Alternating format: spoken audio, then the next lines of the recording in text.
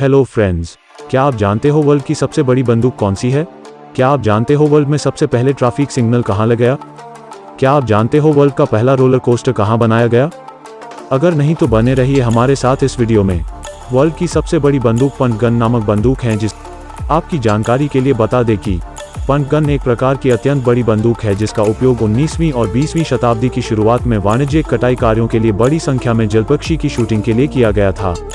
ये हथियार विशिष्ट रूप से इतने बड़े होते हैं कि किसी एक व्यक्ति के कंधे से फायर नहीं किया जा सकता है, लेकिन तोपखाने के टुकड़ों के विपरीत पंट गन को एक माउंट से एक व्यक्ति द्वारा निशाना बनाया और दागा जा सकता है। इस मामले में माउंट आमतौर पर एक छोटा वाटरक्राफ्ट है। कई शुरुआती मॉडल उस समय के कंधे के हथियारों के अधिक आकार के समान दिखाई देते हैं, जिसमें सामान्य आकार के कंधे के स्टॉक के साथ पूर्ण लंबाई वाले लकड़ी के स्टॉक होते हैं। अधिकांश बात की विविधताएं पूर्ण लंबाई वाले स्टॉक विशेष रूप से अधिक आधुनिक मॉडल के साथ दूर हो जाती हैं और बंदूक के लिए बढ़ते हार्डवेयर को एक पिंतल में फिट करने की अनुमति देने के लिए तय किया जाता है। पंट बंदूकें आमतौर पर कस्टम डिजाइन की जाती थीं और व्यापक रूप से भिन्न होती थीं, लेकिन एक समय में 2 इंच से अधिक व्यास और 1 पाउंड आग लग सकती थी। एक गोली पानी की सतह पर आराम कर रहे 50 से अधिक जलपक्षी को मार सकती है।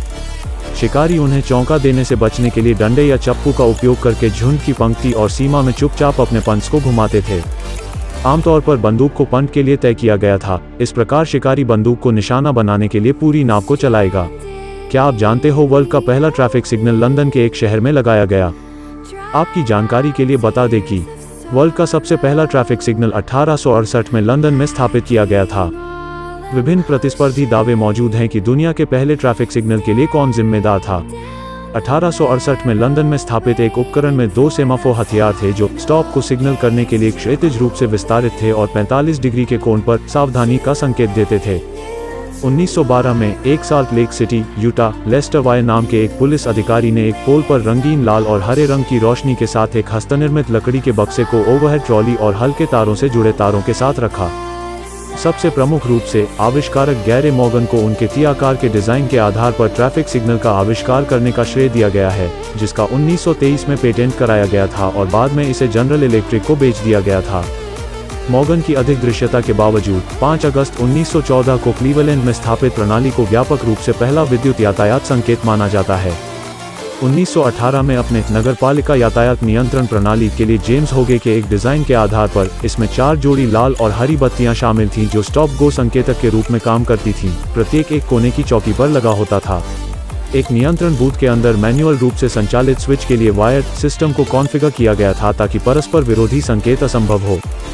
अगस्त 1914 में क्लीवलैंड ऑटोमोबाइल क्लब द्वारा प्रकाशित द मोटरिस्ट में एक लेख के अनुसार यह प्रणाली शायद भीड़भाड़ वाली शहर की सड़कों पर यातायात के प्रबंधन में क्रांतिकारी बदलाव लाने के लिए नियत है और सामान्य अपनाने के लिए यातायात समितियों द्वारा गंभीरता से विचार किया जाना चाहिए।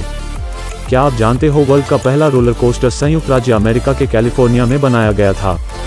आपकी जानकारी के लिए बता दें कि 31.5 मीटर लंबी 26 पहिए वाली लिमोजीन को संयुक्त राज्य अमेरिका के कैलिफोर्निया के बर्बैंक के जे.ओ. हर्बर्ग द्वारा डिजाइन किया गया था।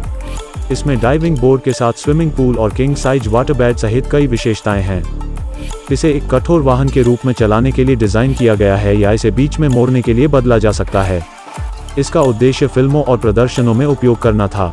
स्ट्रेच लिमोजीन हॉलीवुड सितारों के लिए परिवहन का पसंदीदा साधन किसी भी प्रमुख मोटर निर्माता द्वारा उत्पादित नहीं किया जाता है, लेकिन कोच बिल्डर द्वारा बनाए जाते हैं जो मानक लग्जरी वाहनों को संशोधित करते हैं।